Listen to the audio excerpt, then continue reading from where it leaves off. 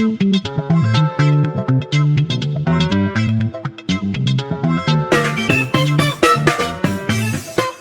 Internet and welcome to the Sounds of Stadia post show episode number 26, where myself, Chris, and my lovely co-host Tom and Richie bring you a slightly different off-toffee,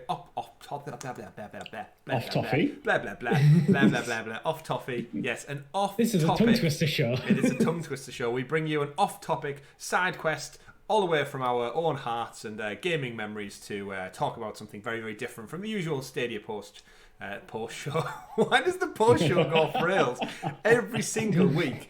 That's just what the show is.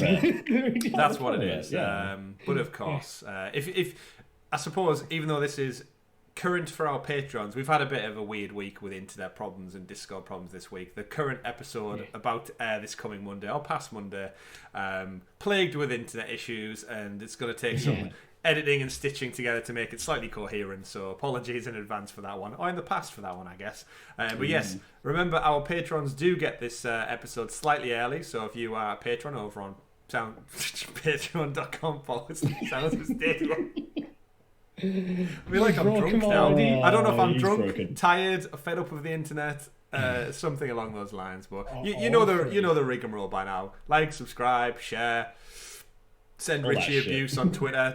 Do whatever you want to do. It's don't send Richie abuse on Twitter. We love it all the same. But yes, we are here this week, everybody, to talk about the renaissance of movie games, or movie tie-in games, or below par movie related games, whatever we want to talk about. But with the recent news we got from Lucasfilm this week about Star Wars, about Indiana Jones, it got us to thinking, are we seeing a resurgence or a renaissance in these type of games? So what I probably wanted to talk about this week, you two lovely gentlemen, is about some of our best movie gaming memories, but then also of all the games upcoming, what we're most excited for. So to lay the scene, we've got Project 007 from IO Interactive, which is a match made in heaven, in my opinion. We've obviously just had Avengers release. We've got Spider-Man over on PlayStation doing absolute gangbusters numbers. We've got Hogwarts Legacy from Warner Brothers, upcoming, obviously just delayed till 2022, but it's upcoming nonetheless. We've got a bevy of Star Wars games in the lineup. We've got a Gollum game. I can't remember who's made it. I've got a Gollum game. Obviously, when we say movies, we're well aware that they're books before movies, but they're most well known for their movie counterparts nowadays. Monolith at Warner Brothers are surely working on a third entry in the Shadow of War series, Middle Earth series, whatever that's defined as. Indiana Jones, of course. Avatar game is still being made by Ubisoft as well, and there's Avatar movies apparently still coming out. All in amongst the rest, but I'll throw it over to you first, Tom. Which of these games, one, has you the most excited, but more importantly, which of your legacy games do you look back at in your many decades of gaming history and think, you know what was a banging movie tie game that I loved the shit out of back in the day? Let's talk. All right. Okay. I think I have to stick with my guns, and I have to say that I'm always going to be hyped for Star Wars related games, like without a doubt. Like I cannot deny it. Like I'm just so into that sort of like, I love sci-fi games, no matter how they come, and I'm super excited for this idea of like an open world title by the guys behind the Division and so on. I'm just. Woo! I talked about it on the podcast. I can't wait for it. I really hope they go for that sort of like link to characters lesser known. The interesting thing for me about the Star Wars games is I think they've been doing movie tie-in games correctly for ever, really, where most of us movie tie-in games have historically been a bit shit. Yeah. So how loose are we allowed to go with these sort of like quote unquote movie tie-ins? Are we talking about movie tie-ins in relation to just the title and the IP, or does it have to be directly linked to? Just the franchise, as far as I'm the franchise. I'd say it had to be in a movie before it's transitioned to the games. Right. Okay. So I'll give you a two-parter then. In terms of some of my best experiences. When I was younger, I used to play, in fact, no, I'm going to stick with it. I'm going to run with it because why not? Sony Online Entertainment, which no longer exists. released in the height of the MMORPG days, released Star Wars Galaxies, and that was a good game. It had a lot of issues. When I say it's a good game, it was good from my own personal experiences. It had a lot of issues in there. You essentially played a character in the MMORPG, but as you gained experience through doing different things, you had to spend that experience in different skills. You were capped on those different skills, but it sort of like determined what sort of profession you followed. You couldn't just straight up pick like from the character creation screen, oh, I want to be a Jedi, or oh, I want to be a smuggler. You had to earn it. You were literally just bog standard basic marksman to begin with, just a bloke out in the middle of Tatooine or Naboo or wherever you spawn. And you had to gain experience through doing, through killing, like shooting things to gain marksman experience, crafting things to gain crafting experience, and so on. And ultimately, you had to use that experience to buy your skills in different professions. Now, if you ever wanted to pursue being a Jedi in that game, you had to go through a whole trial of unlocking and becoming Force sensitive through finding Force holocrons, and following like a huge quest line. But the best thing I really enjoyed about that game was once you became a Jedi, of which there were very, very few, if you showed that you were a Jedi out in public and other players clocked you being a Jedi, you suddenly got flagged up on the bounty hunter scanners and on the bounty hunter monitors. So then bounty hunters could actually take out contracts against you, and it started sparking PvP. It was a brilliant game. Graphically, it wasn't fantastic. Like massively ahead of its time, to be honest. With the system, it was a beautiful game in terms of the logistics of it. But because of the time that it came out, it sort of lost its essence. It was probably far too complicated, and because it wasn't such a WoW clone, they sort of like Sony Online Entertainment tweaked the game and released what was called the combat upgrade, then the new game experience, which is where they basically redid the whole game, used the same engine, but put like a World of Warcraft type skill system in and a class system instead. Was this instead. Around the time where every new MMO was, is this going to be the WoW killer? And yes, WoW is still going strong to this day, so... Well, I had a brilliant time. I used to play it when I was in school. I used to wake up at like 5 o'clock in the morning before school to get some quests done, crafting some armor, delivering it to my contacts, going out, killing some things. Then I'd go to school and come back and just continue doing it. It was my childhood. It was the MMO life. I loved it. And I really, really wish they would do something like that again. I know we've had the Old Republic, but it's just not the same. It's just not the same. I think now as well, I think the concept of an MMO is changed, where you get things like the Division 2 and Destiny become kind of filling that gap, but they tend to have less systems than something like World of Warcraft did, where that was basically an entire world you could lose yourself in, and that was your hobby. Gaming wasn't your hobby, it was this game is your hobby. People didn't say I'm a gamer. They're like, oh, I play World of Warcraft. Like they don't say I play a game. I play World of Warcraft. I play WoW. Yeah, that's my thing. But the game is long gone. It has been shut down, but it still lives on through some fan hosted servers. It is still playable, and in fact, believe it or not, I recently found out there are people who are still making content. Like they're going through a beta for Bespin. They're adding Bespin to a game that has been dead for probably 20 years. So awesome. I'm super intrigued by it, but I don't think I'd ever get back into it. But that's really near and dear to my heart. I loved it. It was great. Great experience. Yeah, and I think the problem with a lot of these movie tie-in ones is they, long-term wise, they do suffer from being tied up in the IP, and I think that's why we don't have as many of them hanging around anymore. Let's remember, a lot of these things come on disc, or they've closed the servers down, or the license has expired with whoever the developer was, and therefore the game has to just cease and desist everything, but it lives on. Simply more costly to make, because if you're making a solid gaming experience, then you're passing an IP over it, you're immediately paying more for the same quality of experience.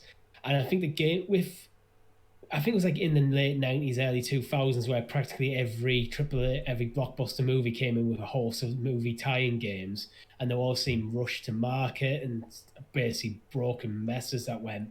when fun to play, and when it's just something that's trading entirely on the IP and not the quality of the experience.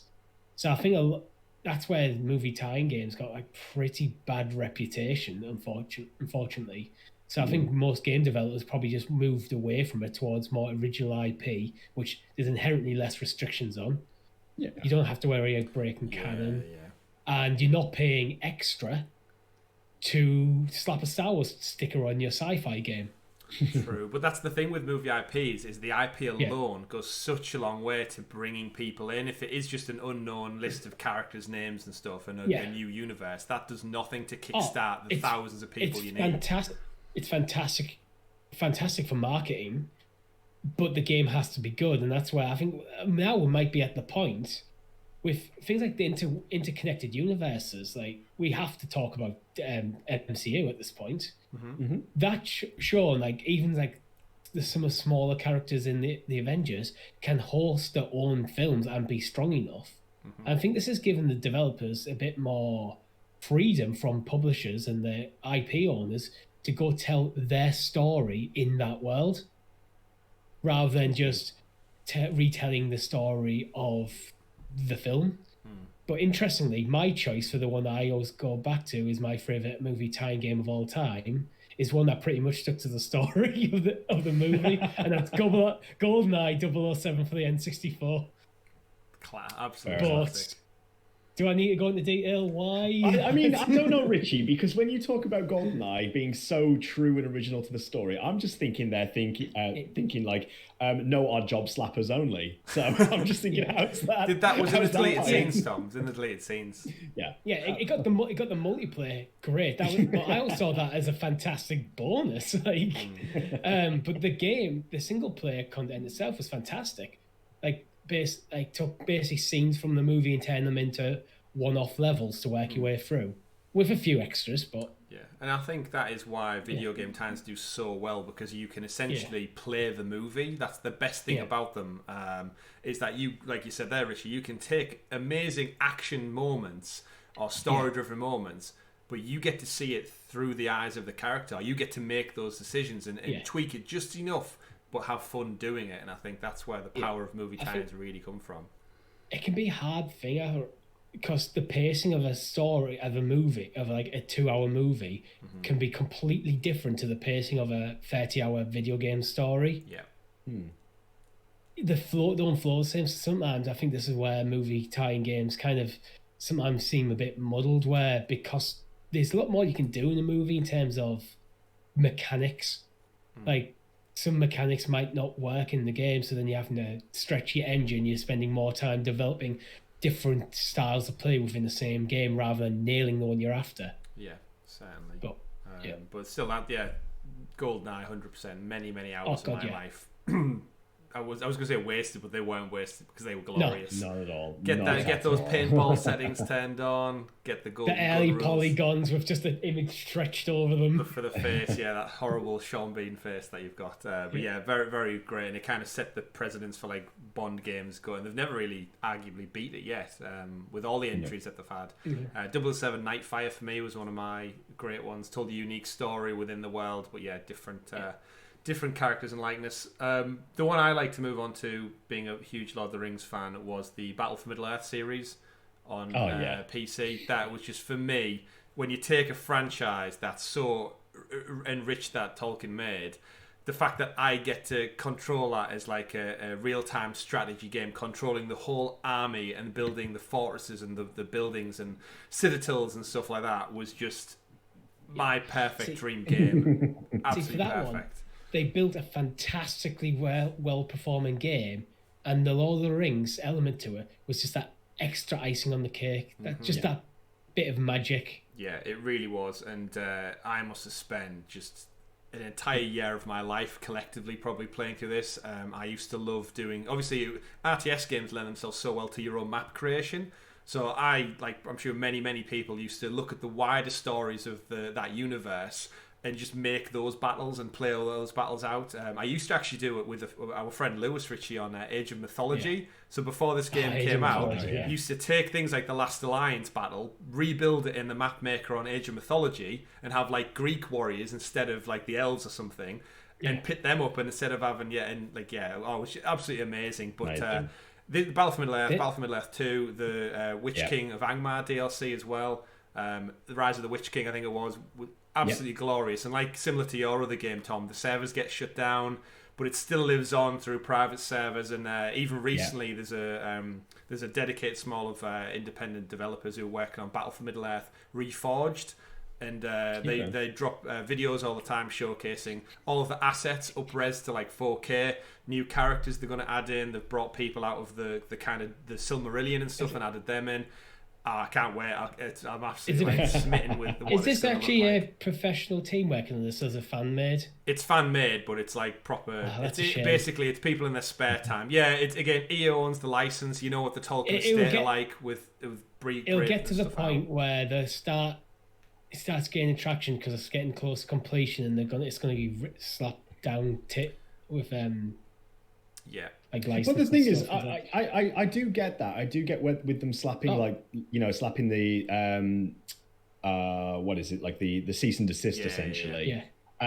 But it's to me, it's like when I think back to what I talked about with Star Wars Galaxies and people creating fan content for that. Why should they bother about a game that's been arguably dead for 10, 15, 20 years? Because at the end of the day, if you want to make money from it, make something that's actually going to compete with it and take intellectual properties is massive business on its own. But what I would do is, instead of slapping copyright notices on it, why not hire them?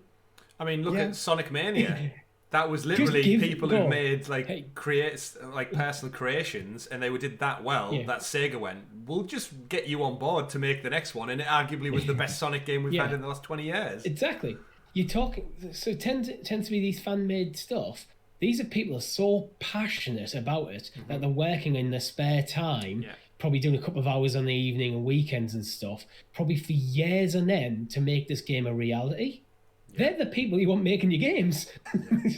And that goes back to it. But the thing for me is, like, with all this, is I still have these games like on disc, and I don't have a disc drive on my PC now, so I'd have to get an external disc drive because it's copyright, you can't get it on EA Origins, whatever that is. It's not an EA Play. It's not. It's probably hard to find in like physical media format now. And this goes back to that age-old argument: is digital the future when stuff like this can be pulled? Hell, we looked at Scott Pilgrim this last week. If that game didn't get a re-release, it's so impossible to find, and it really pains me that games like Star Wars Galaxies and Battle for Middle Earth and the legacy and hours of on fun, and don't get me wrong, they are phenomenal games that hold up today, especially PC games. Like, the graphics may not be the best, but they still hold up in terms of the gameplay, and they just don't make games like that anymore, and it's a huge shame to see. Because could you imagine taking our two games there we've mentioned, well, actually even you, Richie, World of Warcraft, and applying that to something more modern, like a Game of Thrones RTS? How is that not a thing? How do we all not have the whole map of Westeros and all those factions and characters as heroes to play as on an open battlefield? I feel like it is, but I feel like it's a browser-based game made by some Chinese company. Somewhere out there for mobile. I feel like I see adverts for all these weird spin-offs for like Game of Thrones games and stuff like that.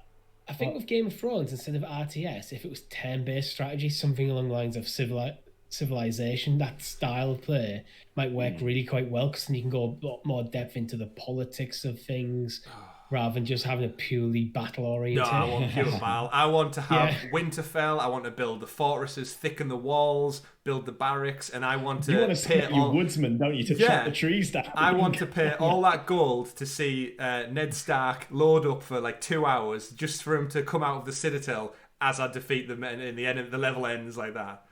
You could set through like in the era of Robert's Rebellion that way. You're not like treading on the main campaign, like the main thing, but then you're still getting things like Robert Baratheon, Aerys Targaryen, Ned Stark in there. Just imagine like all the alliances you have to negotiate with the different families, and you can do your trade routes and everything. And you've got, obviously, everyone has their own star classes. So you've got, in certain weather conditions, certain soldiers are better than others, and all the hero characters of like the whole saga. It's but I guess we'll never see that in any time soon. Now the television stuff's finished, I guess could be based on the books. But any final shout outs you guys want to give for classic titles that you've enjoyed over the years?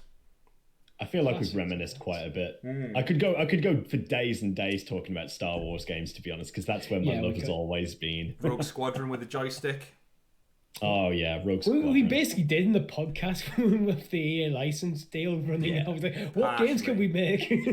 I could keep going, but yeah, no, you're absolutely right. So there's much. things like, I think it's worth mentioning, like one of the alien thing. Oh, what's it called? Alien Isolation. Alien Isolation. Yeah, that's worth giving a shout out to. Actually, something unique and interesting in that world. Saying Alien, PS1 Alien trilogy game was one of my games I put so many hours into. But the best part was I don't think I actually played the game that much. I had the cheats that unlocked all the levels. So I just did a pick and mix choice of I played the hardest level to this other, and then whatever level I basically couldn't get past, I just skipped it and went on to the next one. Unlimited ammos, all the guns. It was very much Doom, first person, Alien on board the ships, and that was a throwback. Die Hard trilogy. I was going to say with the light gun. Die Hard. Yeah, Die Hard. Oh, there's so many good movie tie-in games that are just like of a bygone era. And we'll just never all of the Terminator arcade games as well, where you can go and get like your submachine gun in the arcade and just be like, mate, Jurassic Park in the arcade. Yes. As well, when you're in the Jeep. Inside the vehicle. Yeah. Oh, man. Yeah. They just don't exist anymore. They just don't make them like they used to, as they say. It's time to make them again. Well, hopefully. Again, out of all these titles, which has you guys most excited for the future of movie tie-in games then, gents? It's got to be something Star Wars. It's got to be something Star Wars. Got to be something Star Wars. I think Project 007 doesn't have to be really intrigued with it just being Hitman, and I think it's a match made in heaven with them. Yeah, I'm intrigued by that, but I think it's going to be a fantastic game that isn't really up my alley, because Hitman, I like them, but I don't love them, but they are very good games, and if it's close to that, which I think would work so well for that franchise. But Star Wars, just give me more Star Wars. If Indiana Jones is so close to Uncharted as I would dream it would be, I'd say Indiana Jones, but I think I have to agree with you guys. Star Wars and Ubisoft is just a match made in heaven, I think, for an open world, ever-present game, whether that be online or single player. I think Ubisoft are going to knock it out of the park with giving us, if it's anything like the Assassin's Creed games, if I can plow 100 plus hours into a Star Wars game, like for all Jedi Fallen Order is amazing, it is very much a condensed, again, still like a 30-40 hour story, but Ubisoft games usually have a roadmap of DLC. Imagine that, Tom, other planets to go to, other species to unlock, and just apply that to that franchise, and you've just got an eternity of things a galaxy of things, some would say, to stretch out into. Absolutely. But, I'm completely with you. The future is certainly looking great for movie franchise tie-ins, and hopefully we'll see some of the old ones come back. I'd love to see someone just pass a law on, is it copyright? If you're not allowed to make bad movie tie-in games anymore, go to jail. It's 100 years, isn't it, before stuff becomes like copyright free? Statute of limitations. Yeah. So I actually think an interesting statute of limitations is, I think in the next couple of years, Steamboat Willie, the original Mickey Mouse cartoon, the black and white one, this guy up here, statute of limitations is up in like 2-3 years. Yeah, Mickey Mouse goes into public. What happens? I'm sure Disney's lawyers are hard at work trying to do this, but that happens, and again, we're hitting that point now in society where copyrighting franchises and stuff like IP, these companies still exist. Mickey Mouse film, aren't we? Just so Disney can keep the license.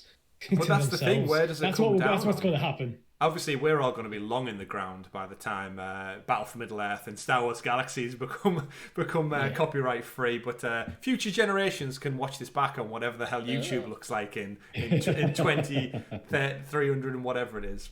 But 2030, that doesn't make sense. 23, the year 2377. And we're just left in the cloud on YouTube talking about games that no one remembers. It's not as far off as you think, Chris, for Lord of the Rings, because the first book, The Fellowship, was published in 1954. So if we're calling it 100 years, it's only another 30 years. So 2055, expect Battle for Middle-earth reforged, brought out again. Yes. Oh, fingers crossed. Hopefully we'll be up to we podcast. might finally have Stadia Generation 2.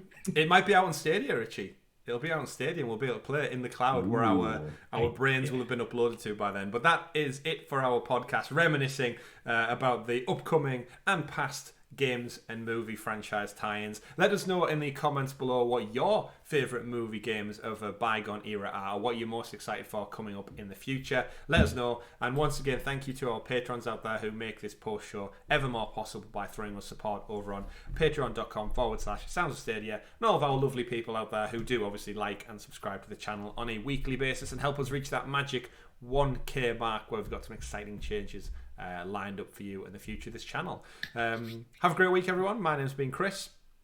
I've been Tom. I've been Richie. Go dig out those discs, everyone, and enjoy those old games. Take care. Have a great week. See you soon. Bye.